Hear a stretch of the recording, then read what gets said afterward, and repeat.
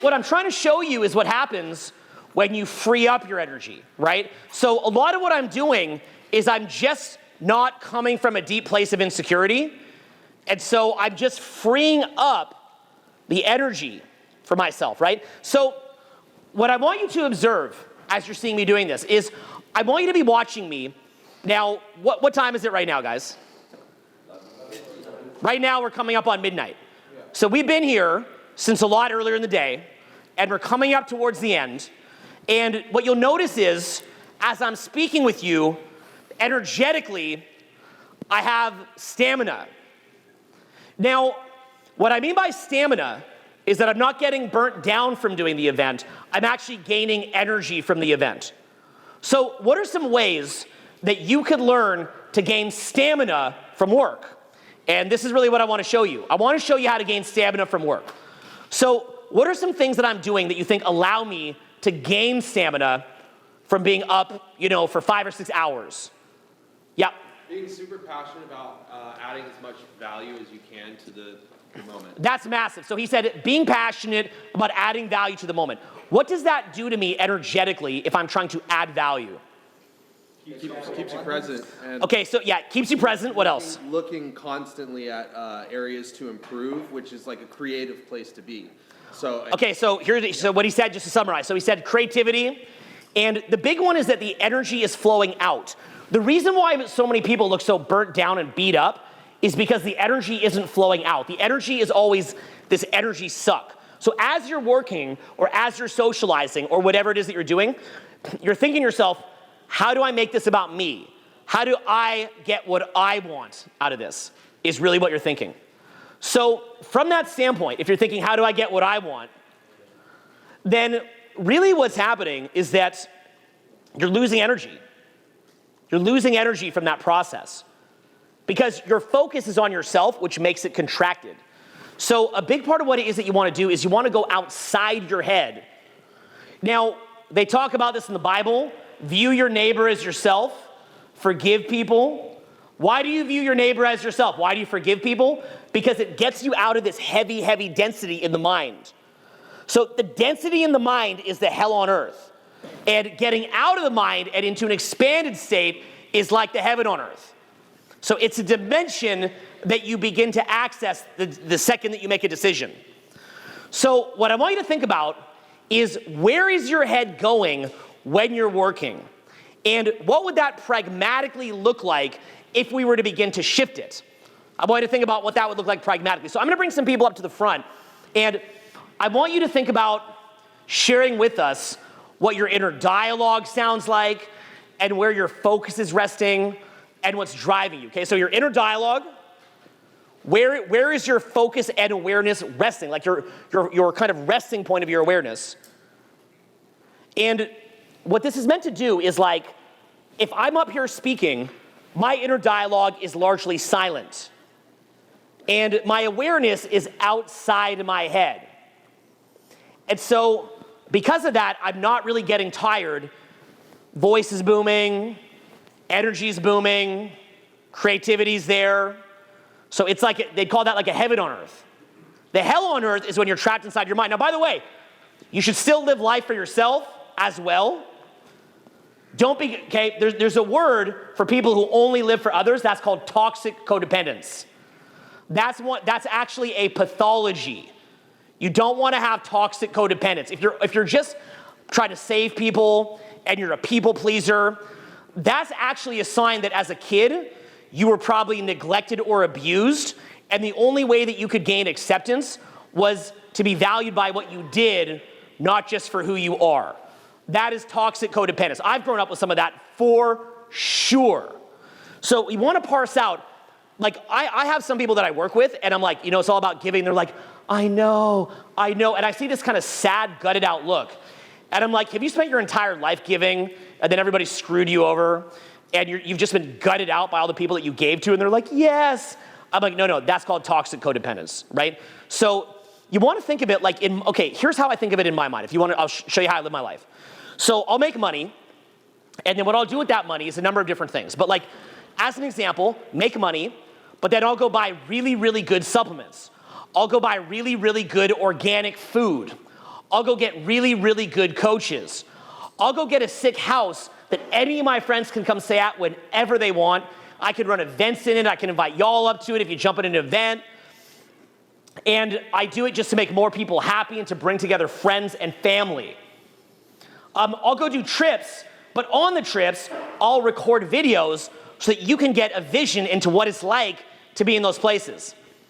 I'll make money and then I'll do free seminars with that money. I'll go buy better camera gear. I'll go give raises to my team. I'll go do nice things for my children. I'll go to the spa so that I can be nice and relaxed to give more. I'll also go do things like go to a 5-star dinner so that I feel recharged and like I'm giving and pouring into myself.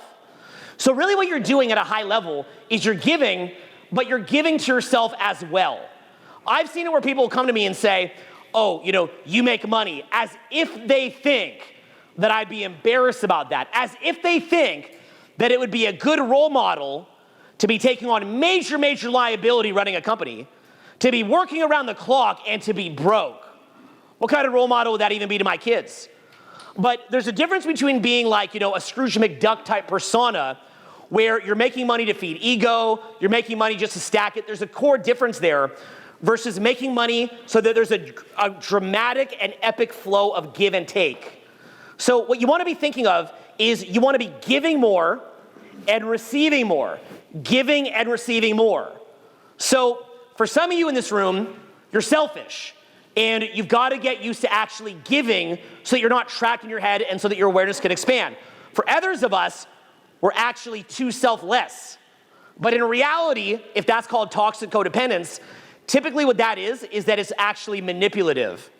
It's you not feeling good enough, and so you're going to keep stacking favors, and having no boundaries at all, but you're manipulating the person to receive love because you don't feel that you should receive love just for you. So there's sort of an in-between point that I want you to get to where I want you to increase your income, I want you to make more, I want you to be at your best, but when you're at your best, don't just use it to do a bunch of drugs. Don't just do that, so that you can take. That's not going to get you anywhere. I've coached people like that. I promise you, it's a road to nowhere. So make more to give more, including to who? You. Louder? You. Louder? You. Okay, so you're someone too. Yeah. You're someone too. Okay? So, simple points. This week I did a NAD infusion. I'm coming off a long tour. I haven't done NAD in like a year and a half or something. Did a little NAD infusion, just like 500 milliliters or whatever it is. That can just build some energy. I got some beautiful supplements, some nice ginsengs. Went to Dragon Herbs, got those. Went to the spa 4 or 5 times so that I could get all the toxins out of my body. I made sure to sleep a lot. Like leading into this event, I was sleeping like 12 hours a day because, again, I am coming off a long tour. So I want to just be deeply, deeply rested to come in and give a lot. Part of why my voice was like that earlier without even speakers was because I'm well rested. Spent some time with my kids. I almost never play video games, but I look forward to like the best video games ever. Played a little bit of God of War. You guys play God of War Ragnarok? Yeah? So far, like kind of a little bit boring, actually. Like I love the first one. But I heard that the second one's even better. You guys play this? Is the second one better? Okay, I don't know. But anyway, so heard the second one's better, but we'll have to see. But so I'm just in like the dwarf land or something like that. So far just kind of, it's okay. But I bet you it's going to be amazing. I mean, God of War can't miss, right? So, I played like 3 or 4 video games. God of War, Ghost of Tsushima, and Horizon Zero Dawn, right? All of them were completely awesome. And that was something I just did for me. I just did that for me. And I went to see Wakanda Forever in the movie theater, actually, which was surprisingly awesome. It was I thought, with the main character having passed away, I thought, this is going to be just like kind of suck. I really enjoyed it. I had low expectations, had a great time. Just watched it by myself.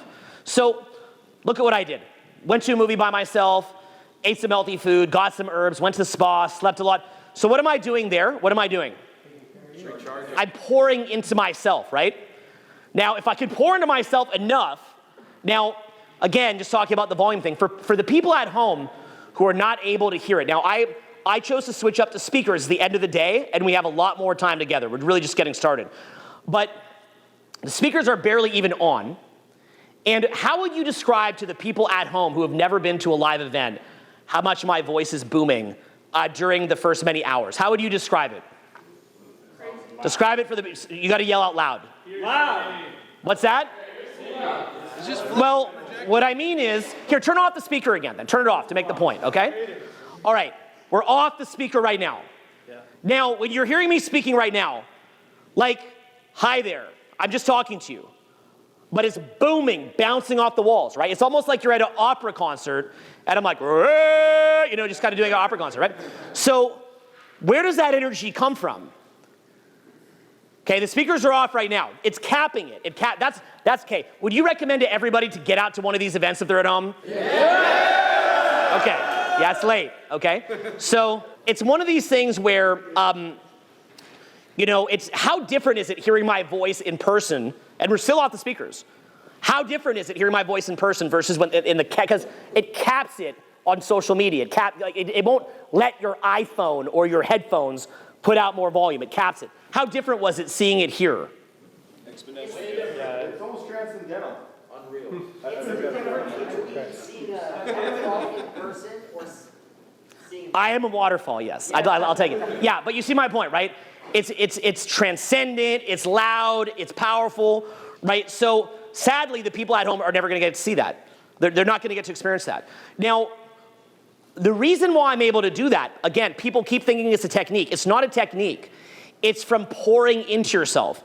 If I burn myself down enough, eventually I can't do this, okay? I can't do it. I will begin to run out of gas, and you'll see it because I tend to time the events where I'll kind of burn through my energy so that right towards the end, I start to gas out, okay? I do that with intention.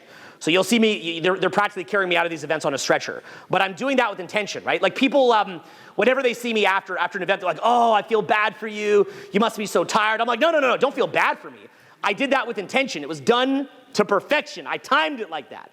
So it's a combination. You can't just give until you die. But it's a combination of me coming into the event out of my own head, absolutely present, wanting to help you, sending my energy to you, me viewing you as me treating you as I would treat myself,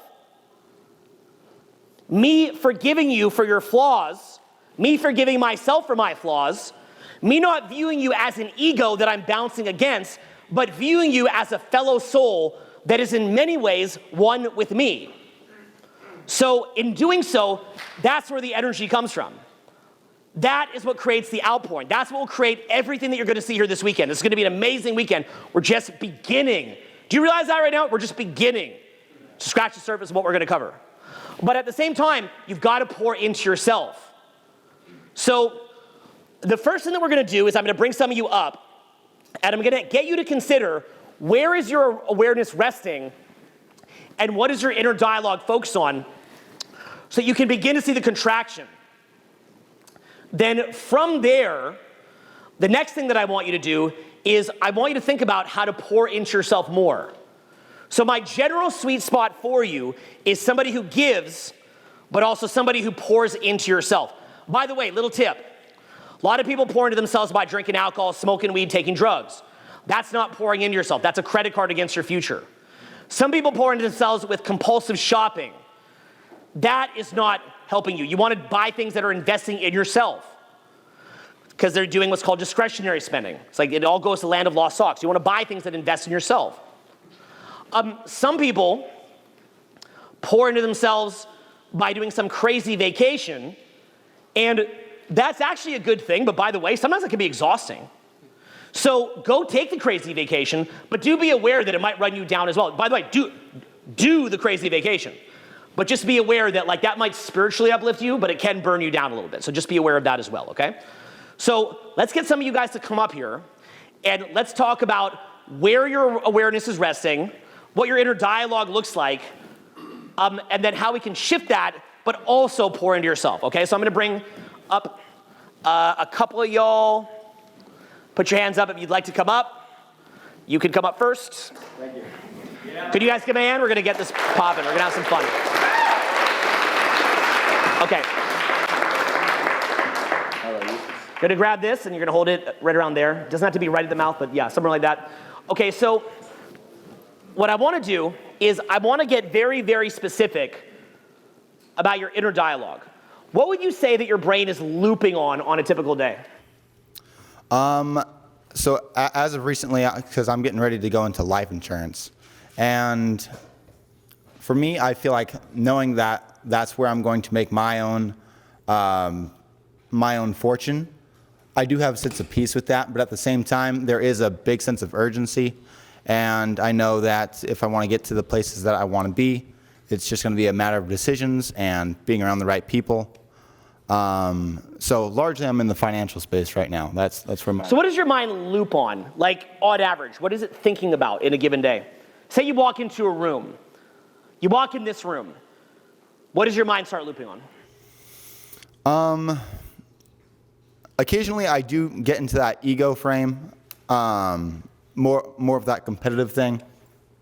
I do see that, I go back and forth, and I feel like I'm at the edge, and I just want to like press through into like, okay, this is all collaborative, and so here, let me show you the sweet spot. You want to walk in the room. Like anytime that I walk in the room, I feel like I am there to serve. I'm there in the capacity of a leader if I'm called upon to lead, but I'm also called to just be chill and let other people lead. It's not an ego investment. It's just, I'm here to lead if you want. I don't need to. I'm cool to just kick it and let other people do that, but I'm here to lead if you want. Not a single person is above me in any way, but it's not about me being above anybody else, okay? And then what you want to do is you want to think to yourself, I'm in the room, and then you want to be feeling the energy of the room, and then your mind is, I love how you're writing it down even here. This is good stuff. And so you're feeling the energy of the room, and then you're trying to get a sense of like, what does the room require from you? What does the room require from you? How do I add value to the room? So you kind of view yourself as the room. You're not making this big ego demarcation between you and the room. And you're doing so in a way where you understand that other people in there could be losers, and you forgive them because you also forgive yourself. You also understand that other people could be further along the road than you in other areas, and you have respect for them for that because you have respect for your own accomplishments and own your own accomplishments as well. And then in 1 second, and then basically you're feeling the energy of the room, and you're feeling what the room needs, and it kind of naturally just comes to you. So in a bar or club, that could be to go flirt with everybody, and just to have fun and to add energy. In a seminar room, it could be just to sit down and shut the F up. It might be to just sit there and receive. You could see me in an audience and I look like a completely different person, right? People, because I attend a lot of seminars and people recognize me from online or from these events, and they're like, it's so weird to just see you sitting here. And my voice isn't loud and I'm just chill. I'm like, hey, if you see me at like, say a seminar, right? Like I did Eckhart Tolle recently, and you see me at Eckhart Tolle, I'm like, hey, what's up? That's a cartoonification of how I sound, right? And people are, they're waiting for more, whatever thing that I do. And then I'm just chilling, I'm just taking it in, right? So is it time to just take it in and receive for you? Is it time to chill and learn? You guys see me on Tim Pool. Yeah. I was just enjoying listening for a lot of it. I'm like, I actually had to hypnotize myself to not just listen, but to add something, because it was so interesting hearing what they're saying, right? When Tim would talk, I just let him talk. He cut over me a lot, right? Tim lets cut over people. And so he's been amazing to me. And so, he wants to cut over. I'm like, cut over me then, Tim. You're the man. Go ahead and talk. I enjoy hearing it. So it's one of these things where, he's been amazing. I want to emphasize, he has nothing to gain from me. He's been incredible to me. He'll fly me out there, put me up at a hotel, super friendly, buys me dinner, puts me on a show, sends me home. I don't really know what he gets out of it, but he's been great to me. But the point being is I stay there and I like to listen. I enjoy listening. I enjoy taking courses. I enjoy reading books. I watch YouTube videos and I'm like, this is so cool. I'm just like you guys. I like seeing excellence. I like seeing people that are in their swag and, doing what they're doing. I love all of that. So, there's a time for me to be like, oh, okay, well, I'm here in the capacity of a leader, so I'm going to come up here and I'm going to give and I'm not going to think about it. And then there's times that I'm in the capacity of a follower and then I'm just chilling. And there's times that I'm, walking down, say at the Grove Mall. I love the Grove. Just walking down the street, doing a little bit of window shopping, just relaxing, maybe watching a movie. And then there's times where I'm at a bar or club talking to freaking everybody, tapping in, putting out energy to the entire room. But what I'm doing is I'm staying present and I'm allowing the appropriate persona and energy and responsiveness just to come to me. So the energy is being lived through me rather than me getting trapped in my head and trying to put an expectation on it. You know, even as I've gotten older with dating, you know, and I go meet up with somebody, you know, I wouldn't necessarily recommend this for maybe somebody very, very young, because I feel like it would devolve into them kind of, you know, never moving the ball down the field. Like, oh, I was just doing that relaxed thing you said, and that's why I've been celibate for 5 years. You know, that's not the relaxed thing, okay? That's called the coward thing. But really when I meet up with people, like, it's real. Like, if I meet somebody very physically attractive and I want to hang out with them, it's real that I'm okay to be friends. It's real that maybe if they're into social media or something that we could work together. And it's real that we could hook up. Any of those options are real to me, and none of them have a priority. And I'm going to, you know, have a way to meet up that is, you know, fun, and certainly a way that we could go in any which one of those directions that's well understood in my own mind and awesome. But I'm not needing to push anything in a certain direction. I'm genuinely just taking on the person's energy and enjoying them for who they are. And I'm trying to allow this energy to evolve organically. And there's going to be some people where you have a lot of sexual chemistry. It's just there. And then you have some people where you just don't have any sexual chemistry. But you could be good friends, and you can invite them to your parties, and they can make you look super cool, and you can make them look cool. And you can introduce them to friends, by the way, for other, you know, romantic interests as well. You know, and then there's people who you have nothing, you have neither a friendship nor a romantic interest in. So I'm always allowing it to just be what it's going to be. The problem is, I think if somebody knew where to try that, I think it quickly devolves into them, you know, forever alone, right? It's just, it's not going to necessarily be the best, right? But when I go meet somebody, I really don't have a big agenda or an expectation. I'm gonna show up. I'm gonna show up fully. I'm gonna be present, and whatever happens, happens. That's kind of it. That's kind of where I'm at 43. You know, when I was 23, I don't know what that would have accomplished. Probably not much. Probably wouldn't have got anywhere. But at 43, that's just where I'm at. I'm not in a rush to get anywhere. I want things to evolve organically. So that means that I'm just as happy to come up to the front of the room and smash it. I'm just as happy to go to a bar or club and talk to everybody as I am to be super duper quiet and chill at a spa or a movie, or to be allowing somebody else to step up and lead. I'm here for you, but I'm not existing via an ego as much. Now I have a big ego, right? I mean, everything that comes out of my pores when I'm up here probably screams grandiosity. And that's usually people who have grandiosity, which is a side of like cluster B, by the way. I don't know if you guys knew that. Yeah, people that are mentally ill are often very grandiose. They have you know, narcissism or things like that. So, you know, I spent years and years in bars and clubs with a lot of competing stimulus, right? There, you know, DJs are there, other big swinging dicks are there. There's a lot of like big ego type guys. So I've spent, you know, 4, 5, 6, 7 days a week in like the hottest clubs in the world for 2 decades. Of course, I'm going to have a bit of like you know, some swag and, you know, going to kind of carry myself in a bit of a grandiose way. I also want to be entertaining for y'all.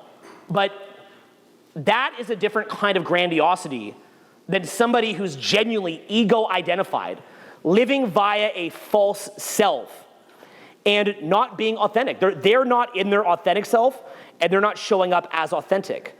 Now, the idea of authenticity, by the way, is a very, very skewed idea, isn't it? Because authenticity, much like I was saying about how the approach that I would use in, say, dating, I don't know if that would work for somebody in their early 20s because it's just a bit too laissez-faire. Well, authenticity can also be an excuse to not project your voice. Authenticity can be an excuse to have horrible, confined body language. Authenticity can be an excuse not to make a bunch of money. You know, I don't know if I authentically want to be rich. You know, authentically, I just kind of want to eat Cheetos and sit on the couch. That's not authentic. So when they talk about authenticity, what they're talking about is getting rid of that heavy, heavy energy and those weights that you're putting on yourself and the energy that naturally flows through. So if you're being authentic and you just want to sit there and smoke a joint and complain and be negative, I don't believe that that's authenticity. I believe that's you in lower consciousness and indulging in negativity and in a spiritual block. To me, what authenticity is when you remove all the excess baggage and excess weight and you get out of your own way, and then that natural present energy is moving through you, and it's manifesting in whatever way that your natural life experiences, plus, whatever tendencies that you're born with. That's like the crystal, right? Your life experiences plus your natural tendencies is like the crystal, and then the present energy from the ether is shining through you. So the way that you gain energy from work is when you're just being that crystal. So it's not doing, it's being. Repeat after me. Having, doing, being. So having is like the have or have not paradigm. Am I rich enough or am I not? Am I good looking enough or am I not? And then only if you have what you think you need to have, then you have permission to be confident. I have to have these things to give myself permission to be fuddy, to have swagger, to be confident. I have to have them. But if I don't have them, then I collapse. I don't have my narcissistic supply, and then I collapse. That's the have or not have not paradigm. The doing paradigm is as long as I'm doing the charismatic thing, as long as I'm leading, et cetera, then I can be unstifled and at my best, as long as I feel like I'm kind of doing the method. Being is when you're like the crystal, and the crystal is the authentic you of your natural tendencies and your life experiences, and you just completely get out of your own way, and then the light shines through it. As a result, you don't really get tired as quickly because you're not doing much. If I'm not thinking, and I'm not stressed about what you think of me, and I'm just being, that's going to allow my voice to boom out. That's going to allow me to run a several-day seminar. That's going to allow me to go to bars and clubs. That's going to allow me to do multi-million-dollar product launches. So that's why I'm asking you, where is your inner dialogue resting? In your head or out of your head? And then what's it looping on and being OCD about? And then how can we shift it? Add to that, you pour into yourself, and that's even that much better, because it's not just, you're the crystal and the light shines through you. You still do live in a physical body that does get burnt out over time, okay? It's just that it'll get burnt down about 50 times slower if you do what I'm talking about here. Anything to add? I like all the notes you took. Thank you. You're welcome. Okay, give me a hand. That was awesome. Yeah. Very good. And anybody who's very trapped in your head, I'd like you to come up. Okay. Give me a sec. I'll bring you up. Yeah.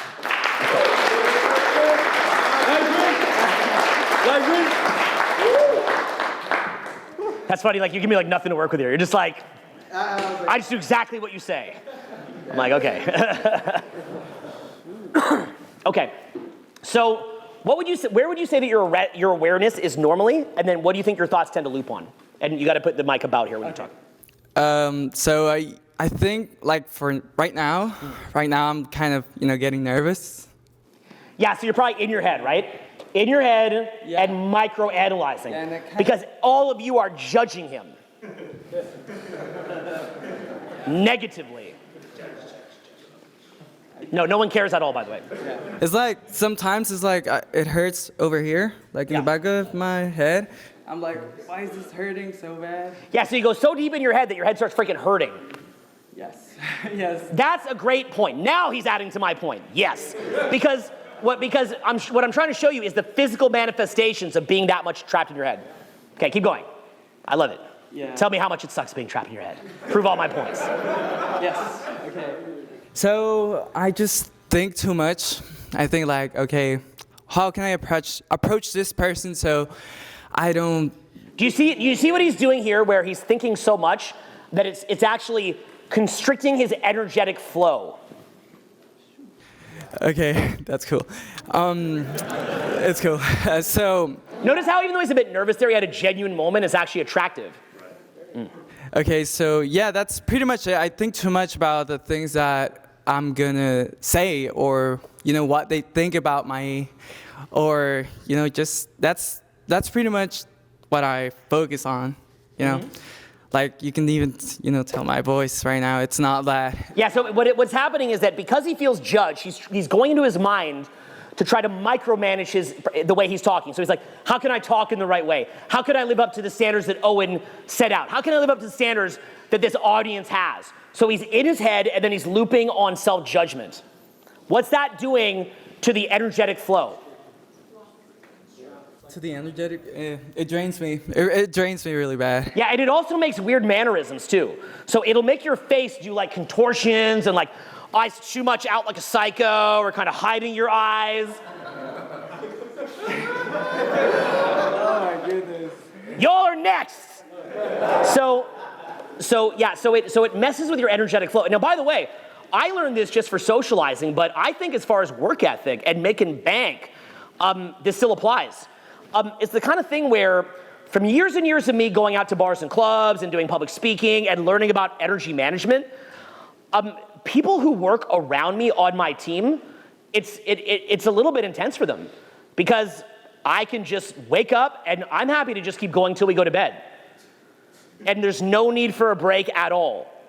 I mean, I'll take little breaks and stuff, but you know my point, right? Like my brain, like I can just look at you and just stay focused, just listen to you. I can remember all of it. I have access to my thoughts.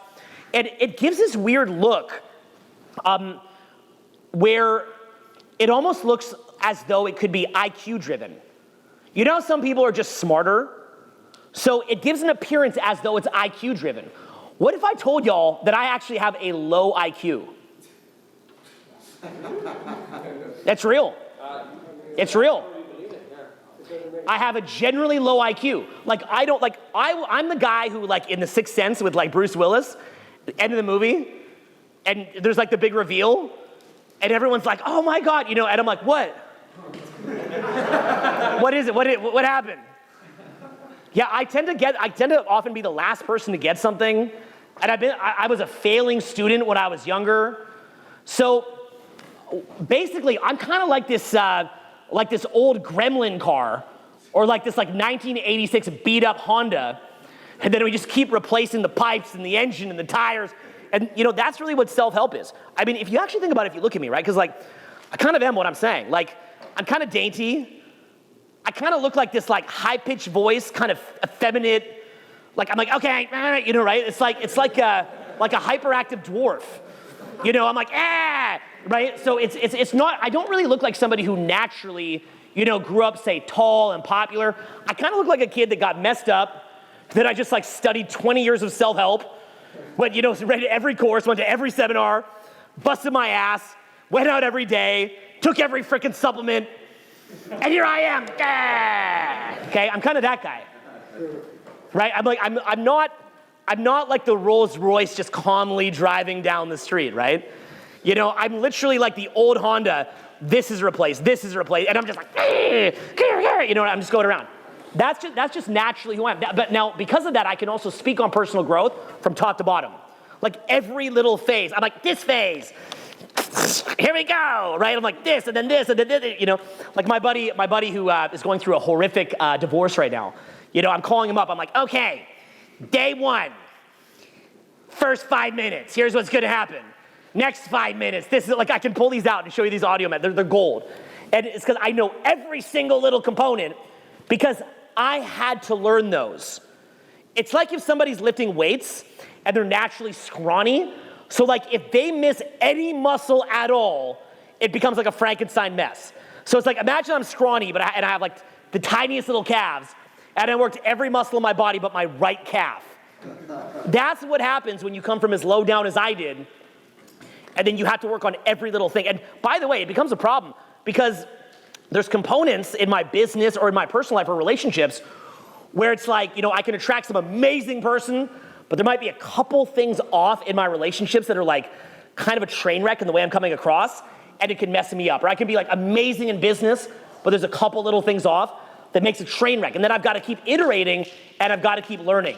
I actually think that people like that make great personal growth coaches because they can speak from a raw level of experience where they're like for me, if there's something that really hurt me, I can speak with such incredible passion on it, right? Like my buddy going through the divorce, like I've had horrible, depressing breakups where I totally melted down, begged the girl back, was pathetic, like, yeah, it happened like last month. So, so the point being is like I get messed up too, but then I live it with passion, so it makes me a very, very, very passionate coach. It drives me to do free events, teach all the time, expand the content, et cetera, et cetera, et cetera. I'm passionate about it.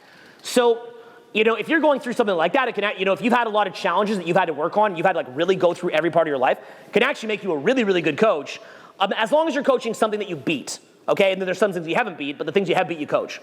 So, point being is it's okay to be like that. I was like that times 100, trapped in my head, obsessed with myself, narcissistically wounded, total train wreck. I get that, okay? A narcissistic wound is the idea that it messes with your self-esteem. Like bad things happen to you that you can't rationalize. So it's one of these things where it's okay to be like that. But now what we got to do is we got to say to ourselves, well, what's the way out of your head? What's the way out of that level of awareness? What are some ways that you would guess? Put the mic up. Just, I don't know, like don't get into my head too much. Yeah, like right now when you were speaking, it's like I kind of lost like the time. It went really fast, like to this moment where I'm speaking. Mm-hmm. It kind of went really fast because I was trying to use the technique that you said to use. Yeah, that's the big time key. What he's saying is that if you get out of your head, time kind of flies. And then that allows you to be completely connected to every single thing that you're doing. So if I'm up here speaking, I want to be connected to every word, every sound, every motion. And then that's going to allow the energy to flow into what I'm doing and saying. So it sounds like you did some of that too. And it's actually kind of contagious when you're at an event like this. Like, do y'all feel a lot more present and focused than you normally do? Yes. And that's interesting, right? So that's me leading you into sort of a trance. That's why it's so important to make it out to these events in person. But you can get some of that from the videos too.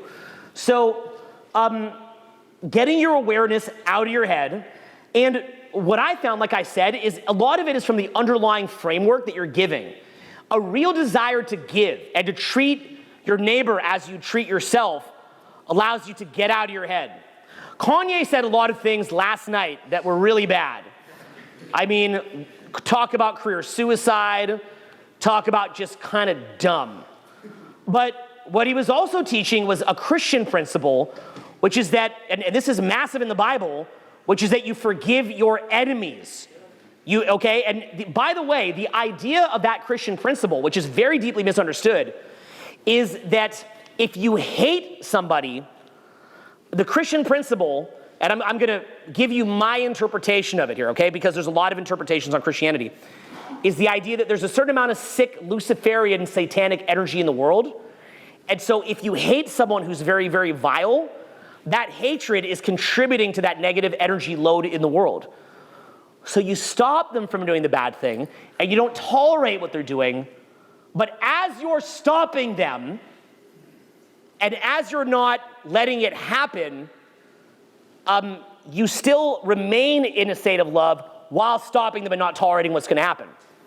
But that can be misinterpreted as if you condone the sick and evil behavior when it is not you condoning it. It's simply you saying that as I stop bad in the world, I am not going to add to the load of negative energy.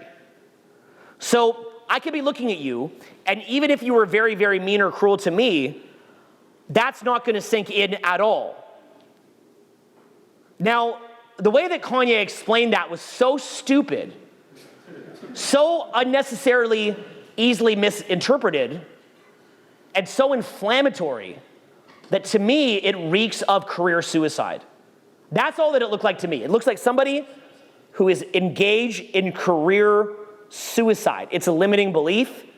It was one of the saddest things I've ever seen. And very, very, very, very irresponsible, knowing that he can get soundbited. But hey, I've said dumb things.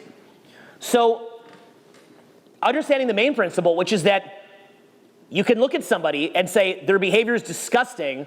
I'm going to stop that, and I damn well don't condone it. but I'm not going to sink into reactive energy because hate feeds on hate, feeds on hate, feeds on hate, feeds on hate. So instead what you do is you say, and I've done this a lot, I've had other people that run, say, similar businesses to mine in my industry, and one of the first things that I do is I call them up and I help them. I do it all the time. They're shocked. But I call them and I try to help them, and I do that because I can feel the nasty things that they're doing to me are making me want to hate them. So, and I can feel it, and I'm like, I don't want to hate this person because I don't want to add to that negative load. So what I do is I call them on the phone and I say, hey, how can I help you? And then I help them make 10K extra, 50K extra, 100K extra, and we wind up becoming friends. And they often apologize for what they did and admit that they were, some of the things I've heard is like, I felt, I saw what you guys were doing, made me feel jealous. I felt kind of like I could never keep up with it. I now realize that I can keep up with it. Thank you for helping me. And a lot of these people come back and help me later. So a lot of it is that they had that satanic little voice in their head that may be manifested towards me. And then rather than me saying I hate them and then feeding that energy, instead what I do is I call them on the phone, help them. But see, in the process of me helping them, what's happening now is that I'm getting, and this is very woo-woo, but it's kind of like I'm getting kind of like more of that like woo-woo download, if that makes sense, right? What do I mean by the woo-woo download? All that I mean by that is that I'm kind of feeling more present, more loose, I'm getting more energy, I'm feeling more expansive. So because I went and called that person that was being mean to me on the phone and helped them, that got me in this hyper-present kind of meditative expanded state. A chunk of that carries with me, and then when I'm up here on stage for 3 full days, I'm smashing it with better content, better ideas, better vocal projection, more energy, and you guys having more fun. And then you guys wind up having a better time, sharing better things about the event, spreading the word about the event and getting other people to come. Maybe you wind up taking a program. So by me helping that other person, maybe to make 50 or 100K, I make a couple million. And they're often shocked. And they're saying, thank you, why did you do this? I helped them make 50K, I got $1 million. Because I have a functioning business. So I know I have a conduit through which to move the money through. Doesn't mean that if you just go help someone, you get an instant $1 million check, right? That's if you have a business to use that with. So, or some way to use that with. But even if you don't have a business, there's other ways that you benefit. So that's the idea of like, what I'm trying to do is I'm always trying to stretch myself out of my head. So I'm viewing my neighbor as I view myself. I'm not perfect with it. I'm not putting myself up here as a role model for this. There's dumb things that I do. I've gotten mad. I've acted like an idiot. I do things I'm proud of. I'm not putting myself up here as some role model. If you put me up as a role model for this, you're going to be disappointed at some point. Okay, I can promise you. But I'm trying like you. And I'm putting in a real folks effort on it. And I'm doing so selfishly as well. Because you get benefits from it. Remember I talked earlier about let's make a steel man argument for why someone should be bad? This is a further breakdown of that, okay? What else do you have to share? Well, oh, sorry. Well, I'm sweating. I'm still thinking about those, like, should I be like saying this? Should I be saying that? You know, to police everyone. It's so freaking annoying. Every time I do it, every time, like, I do it, it's so annoying. I don't know. But now that I see that be others as myself, then, yes, sir. Yeah, so feeling yourself in your mind, notice what it's doing to you, notice how it's constricting your energy, and then ask yourself, A, what is the metaphysical worldview that I can adopt that will get me the most out of my head sustainably? That's your general worldview. Could be a Christian worldview, could be being present, could be being in the zone, in a flow state, whatever that is to you. From there, you can also train yourself to get out of your head. How? Meditation, flow state activities, getting into nature, and giving.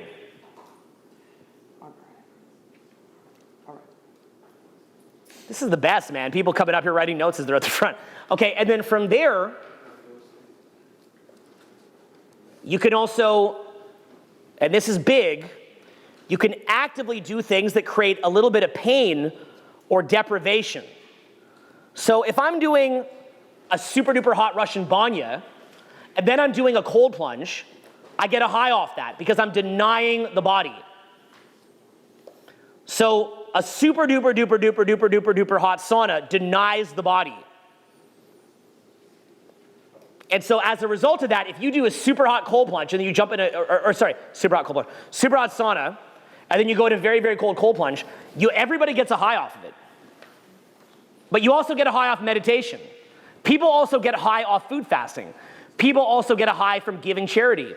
Why? Because anytime that you deny the feeding of the ego and the feeding of the body, although you should take care of those too, not just shrivel up and die of starvation, but when you deny it for a period of time, you're saying to yourself, how do I connect to the intelligence of the soul? So it gets you out of the egoic consciousness, it gets you out of the physical consciousness. So the more that you do meditation, the more that you help other people, the more that you do things like hot sauna, cold plunge, anything that creates that mild discomfort, flow state activities, getting in nature, all that adds to this and gets you out of your head more. Now all of a sudden you're out at the bar or club, you're crushing it. Now you've got work to do, you don't keep looking at frickin' TikTok. Now you have sustained focus, right? It's like deep work, Cal Newport, you have sustained focus. You ever read the book The Shallows, What the Internet's Doing to Our Brain? This is in many ways the answer to that, along with nutritious foods and sleep. And detoxification. Okay? Could you guys give me a hand? That was great, man. Thank you. Thanks. Anybody else a train wreck that wants to come up? You can come, Alexander, okay, sorry, hop up.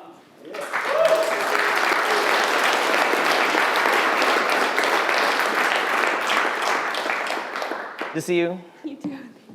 So where would you say that your awareness tends to rest? Like even as you're coming up here, is your awareness more in your head or out of your head? I think I'm in my head a lot. Like I resonate with what you're saying about feeling the room, but I'm like really distracted by like I feel my body intensely, and even what you're saying with the room thing too, I still feel in my head even though I feel that stuff too. I also have some pain, so like I get really distracted by that and all like Chronic pain? Yeah, and like what's going on in my and like what's going on like internally. No. Yeah, so I'm really hyper focused to what's going on internally and Are you gonna get a chiropractor? I guess I should. I get overwhelmed by like which thing. It's complicated. It's a lot of things.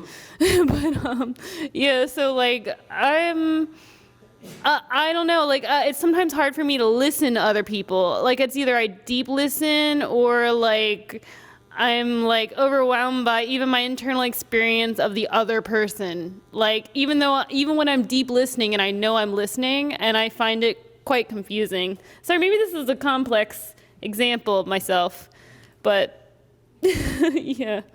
So can you guys envision a version of her where she's owning her space, charismatic, more so, because she's got charisma, louder, flowing, not thinking? Can you envision that version of her? Yes. Okay, I have a lot of like emotions though, like my heart hurts so bad right now and it's really fucking with everything else. Break up? Yeah. Hey, I had my ex here coming to visit. Did you guys see that? Yeah, you guys remember my ex. She's come on my videos sometimes in a little bikini and stuff like that, right? She came out to see me, came out to see my seminar. Yeah, it shakes you up a little bit, for sure. You know, breakups hurt. The pain fades. And gratitude remains. Do you think that's like me in my head? Well, how long has it been? I mean, it's complicated. I guess technically like 6 months, but also, you know, complicated carrying over. I'll talk breakups later. Would you guys want me to talk breakups later? Yeah. Okay. Yeah, no, I mean, people can be a natural match for a season. And it takes a lot of, to truly be a couple for a lifetime, there has to be a lot of a deeply, deeply shared vision and also 2 adults that are behaving very much as adults. And that is a process to learn. I've certainly made tremendous mistakes and things that I'm not proud of. And so, but it's also like for example, me with my ex, I remember at one point, we did a trip, and she had expressed to me, I don't feel like my life is moving forward. I feel like, it's kind of a trip for you, but I'm not getting what I want from it, right? And these trips are about 20, 30K a pop. So I said, okay, well, for us to continue, you'd have to change your perspective on that, because I'm kind of fixing to go travel for about 3 freaking years, and we're gonna burn through a couple $1,000,000, and it's gonna be awesome, but if you don't feel like you're getting value from it, this is gonna really suck for you. And I think in retrospect, I should have listened to her, and we maybe should have wrapped it up at that point, because I think, she came, but I don't know if that was, it's kind of like me doing my thing on it, and it might not have allowed her to feel like she's moving forward, right? And everybody's a little bit different. Some people value more relationships and the depth of the relationship, right? You guys know me, I love a relationship, but you guys know me, right? It's like, I'm waking up, I'm thinking about going to see the Bears, I'm thinking about going to ski, I'm thinking about just going to Conquer, I'm thinking about the video, and I'm certainly gonna talk, and I'm there, but I'm not the kind of person that's gonna sit there and I hate to admit it, because I wish I was, but I just ain't. There's an old NWA song, Ice Cube, and it was called "I Ain't the One," and I ain't the one. I'm not gonna sit you've known me for a while, right? Like, do you picture me sitting there with whoever I'd be with, just being like, wow, tell me more. I don't know. Okay, you're asking the wrong person. Amazing. Wow.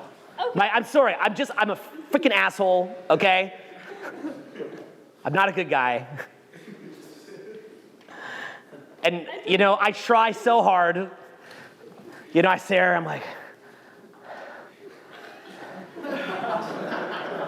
and my mind is just like, mountain, mountain, mountain, right?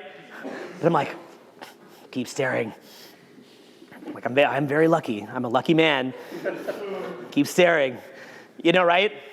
And my brain's like, money, right? And then I just, and it's just, I'm a good fit for somebody who loves to be on an adventure, likes to go to fancy restaurants, spas, vacations, not after work, and just travel and ski. If you like that, and if you're chill with that, we're gonna get along great.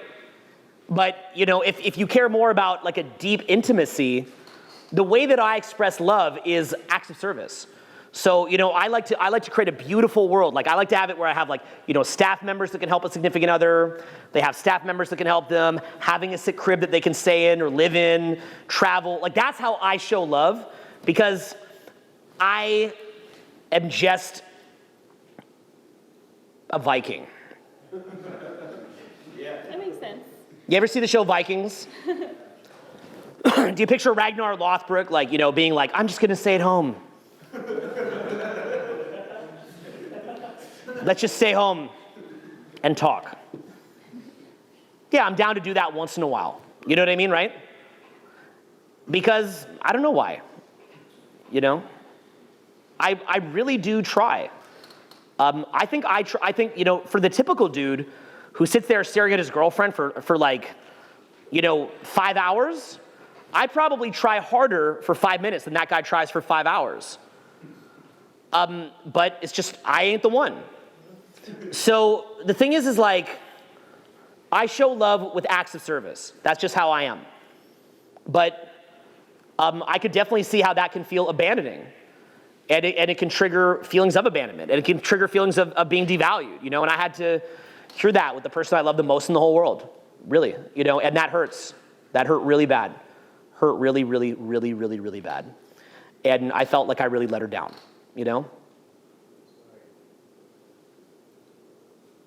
I wouldn't change any of it. Now, since then, Well, how do you... since that time, I'm going to tell you something. Oh, sorry. Since that time, and through no fault of hers, making 4 to 5 times more money, traveling to way more epic places, getting back in shape. And it's not her fault. It's my fault for not being able to let her gifts land, right? It's not her fault. A breakup is me going back to my comfort zone. It's not really me expanding, right? Expanding would have been if I could have found a middle ground for the two of us where we could both have won together. She wasn't even super demanding. I'm making her sound demanding. She wasn't. But I just have this thing in my brain. It's like this hamster that's just running all day. And I see these things that I want. And there's this little hamster. It's like, go do it. Go do it. Go do it, right? And I feel the call to adventure so strongly. I look at the average person on the street and I just don't get it. I love the world and life so much. And that reflects to me in, seeing that person that I'm attracted to and not being satisfied to look at them and then just go home and, you know what I mean, right? Like that's not a thing for me, or to look at some, I don't know, a sick watch or a sick house and then to just be like, oh, cool. I have a passion for life. I want to go and enjoy it. But it's not about your ego living in a sick house. It's about being there with friends and everybody's looking at the view and the energy's high and then you bring out a great dinner and you feed all your friends and everybody's really, really happy and your kids are there and people are laughing and people are having fun and then you plan the next adventure. So everybody's a little bit different. In a relationship, you have to find alignment. You've got to realize how much couple time do I need? How much experience time do I need? Everybody's a little bit different because if you were to ask the other party in that equation, what's it like to be around Owen? It's like, the dude just never stops. He just wants to run up this mountain. I'm like, okay, baby, right? Now he just wants to travel to this other place. His staff is tired. He doesn't want them to go home. It's like, he just burns through so much cash. What is wrong with you? What is wrong with you? I'm like, mountain, right? And I just keep going, right? So it's like everybody's a little bit different, So you can truly love each other, but you have to find somebody who can coexist with your state of mind. And there's one of the girls who I've been talking to a lot lately, actually, literally has been doing one-way tickets, she's 24 now, beautiful girl, and she's been doing one-way travel tickets ever since she's 18. And she did that herself. She likes to build things herself. That's fun for her, right? Probably I'll just wind up becoming friends with her. But the point being, we've just been talking a lot, probably wind up just becoming friends. But the point being is that you can meet people out there that are a fit. And it's one of these things where, if you had a breakup, that's okay. You learn something from it, right? You learn something from it. It hurts you and it hurts them, right? Yeah, but what do you think being in that pain is taking away from the presence, or is that presence? No, I think the pain is a gift just let it go, because the pain is there as a gift because it's there to allow you to become the next version of yourself. So it's very, very, very, for example, for me, since my breakup, you probably can't tell with my clothes on, right? Because I'm not super jacked or anything, but I think my arms are about 16 inches right now. So that happened, I've been doing psycho amounts of cardio and I'm getting back in shape and it's gonna be a process. So, I'm also, like I mentioned, I'm also making a lot more money. So it's one of these things where, it's one of these things where it gives you energy and then you can choose to do something with that energy. So what would you choose to do with that energy? So in other words, this goes back, I'm cutting her off again. In other words, I'm the worst. In other words, now you see why girls tell me. In other words, does it make sense, right? When I give my side, it's like, how could she, right? But then when you see that, you're like, okay. So the point being is when you're in a breakup and you're in your head, you're looping on, they're gone, why me, this sucks, et cetera, et cetera. Again, this is another example of exactly what we're talking about. We have to shift that inner dialogue away from pain and into possibility. And then what we've got to do is we've got to move your awareness from being stuck in your head to being in your body. That could be more training, new forms of training, new projects, new ambitions. And then what happens is that the pain becomes your friend. You have to make friends with the pain. Yeah, I feel kind of like Kali, the goddess. Oh, Yep. sorry. I feel kind of like Kali, the goddess. After Who's Kali, the goddess? she's like she's an Indian goddess of like death. Okay. Like I feel like a rage of emotion that's like overwhelming, and it's just like I don't know. I feel sad, angry. I'm like, who is this? Like I feel like a psycho bitch, and I usually don't feel like that. I usually feel really together, and I'm like, what the fuck? I'm like, I didn't know I could be like that. He's a gentleman who's been very patient with my psycho bitch state. So let's just say he's a good friend. Got it. Okay. Yeah. So, what should he do? No comment. So, patience. So, I'm joking. Now, okay. So, life is a grand adventure, isn't it? Life is a grand adventure. So some people want to come on the adventure, some people don't. That's actually okay. Some people's adventure could be a deep intimacy with another person. That's okay. You know, everybody's a little bit different. The way that their minds are wired, you know, what drives them. Everyone's a little bit different.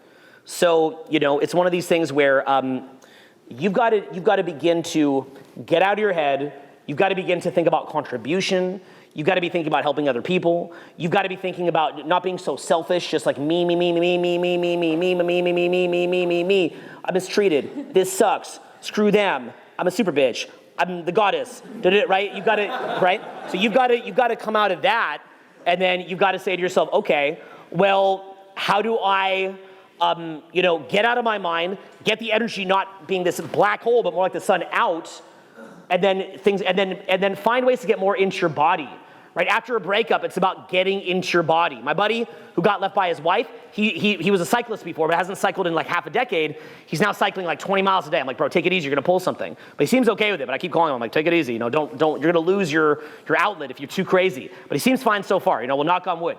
But get into your body more, and stop making it about you. How many of you in here have been through a gut-wrenching breakup from a partner? Put your hands up. Gut-wrenching. Look how many people that is. Gut-wrenching. So they've all been there. How are you doing now? Great. Do you want to go back to them? Now, does that mean that they're bad? No. Guys, my ex was here. My ex, who I love more than any non-family member, non-blood relative in the world, who I would put a knife in my stomach and pull my guts out to give to her in a car accident. Still. So that wasn't that she's a bad person. She's more nice to me than anybody in the world. But that said, what I got going on wasn't, so effective for her. Was for a period of time. Later it wasn't, right? People evolve. So the thing is that that's okay. Okay, my other ex, CJ, is going to be here Sunday. Do you guys know CJ Sparks? Anybody ever watch Inside OnlyFans, the podcast? Yeah, it's another ex of mine. She's going to be here. She's hoping, we've been chatting tonight. She's going to come Sunday. So, I love being friends with my exes. I get along with my exes better as an ex than I do in the relationship. So it's more, because I have no expectations from them, right? It's actually more chill. So it's one of these things where I love every ex-girlfriend I have. I tend to love them more after the breakup. Is that weird? I have more love for them after the breakup. But it's a different kind of love. It's a love of giving. It's not a love of, I don't want anything at all. I mean, I've already, been there and done that, so I'm good. You know what I'm saying? As have they. I'm sure they're okay. They're okay not getting this too, right? They've had their fill. This goes both ways, guys, okay? So right? Something like intimacy can continue to be arousing, if you continue to build the depth of the relationship and so on and so forth. But if you haven't done that, you're kind of just done. So it's this thing where,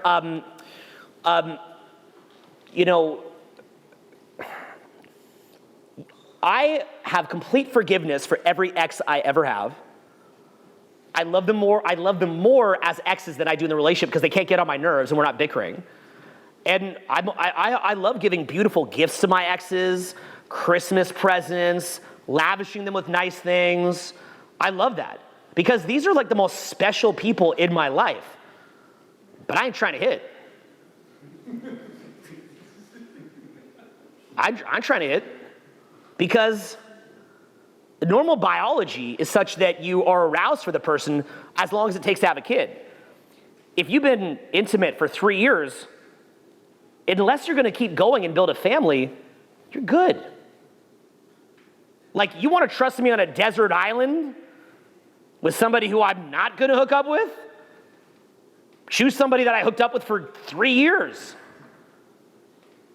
That's like you ate chicken fingers 3 meals a day for 3 years, and now you're on a desert island, and they're like, sir, your one meal that you're allowed, more chicken fingers. And you're like, right? Now you can continue that, and if you're building a family, amazing, like absolutely, right? When you have children together and you've built a life together, that's beautiful. But like, come on, y'all know, and if you don't know, now you know. Y'all know that, I mean, come on, right? Like, you come out of a relationship and you're finally free.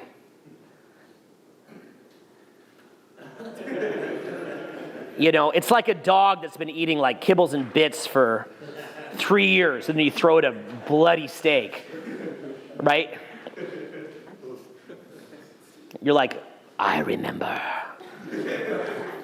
So, right? So a breakup is not, it's not something to be aspired for if you want to build a family. I am looking to get another life partner in the future and looking to have a family. I wish that my ex and I could have done that together, actually. But the point being is that, and she's amazing, but the point being is that if it's not going to pan out, because, I mean, look, it's like this, right? It's like Tom Brady, should he have not divorced Giselle and not played as a starting quarterback in the NFL at 45 and totally broken new ground for everybody? What would you do? Would you have stayed with your family and stay with Giselle? Or would you have done another year in the football league?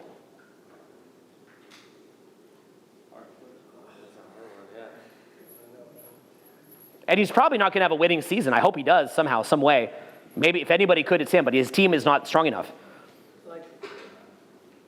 So think about this. You're 45 years old, and you have a chance to prove to the world that a 45-year-old could be a starting quarterback on an NFL football team. And you give that up because your wife needs more attention? Tom led for all mankind.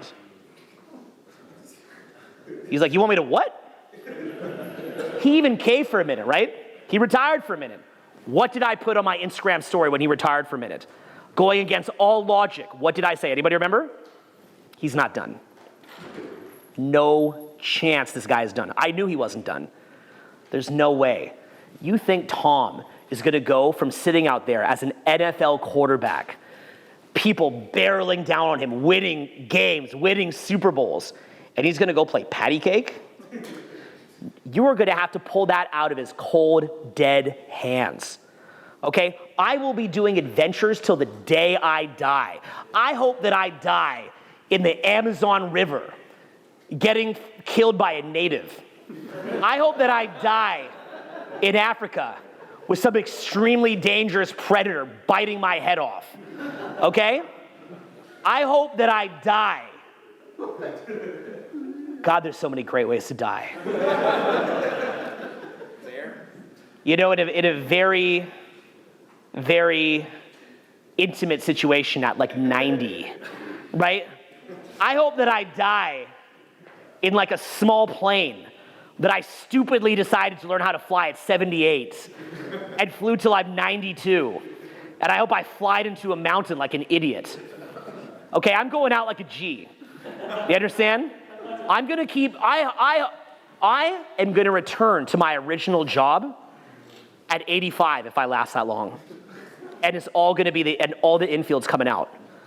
85 and up. I think they'll be more gentle towards it when I'm 85. I really believe that. Okay? I'm gonna go back to coaching the OG content when I'm 85 years old. Okay? I'm gonna be building new products. I'm gonna go until I can't go anymore. You're gonna have to pull this out of my cold, dead hands. Okay? I am not going into some derpy, weeded out, drugged out, social media watching, dumbass, idiotic, syrup brain derp state. That is death before you die. Understand that every relationship that I'm in, every single one, I'm happy to be in it. And if someone's sad, I'm definitely going to hit them up repeatedly and say, how can I do better? But I'm not in a fear state because life is too much of an adventure. Life is such a grand adventure. There is so much money to be made. There's so many amazing people to meet. There's so many adventures to be had. There's so many places to go. There's so many internal paradigms to expand into. So much of our own internal spiritual process that we can expand into. So many great people that love you the way you are, that want to go on the adventure with you, and you still got to do better to interact with them better and care for them. So many incredible kids to have. I've only got 3.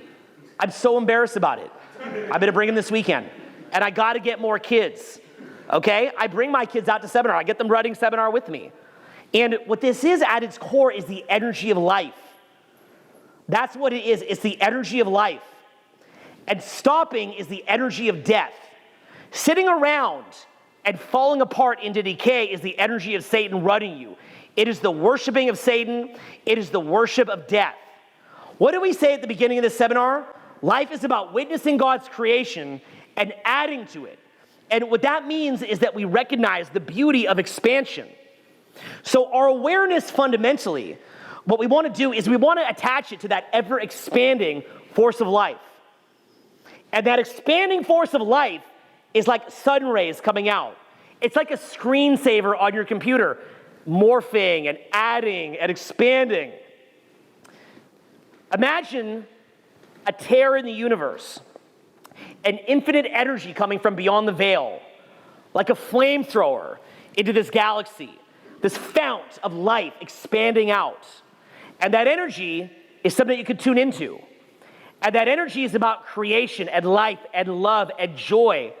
And so what winds up happening is as you attach onto that, your energy shoots up. Perhaps your health might shoot up. You never know. Perhaps your focus shoots up. Perhaps you feel inspired. Perhaps you're more out of your head, more effective, not so insecure. There's too much to be grateful for. You're not ungrateful. You're very grateful. And life just becomes this massive grand adventure. And I've gone through periods of low gratitude and periods where I complain too much.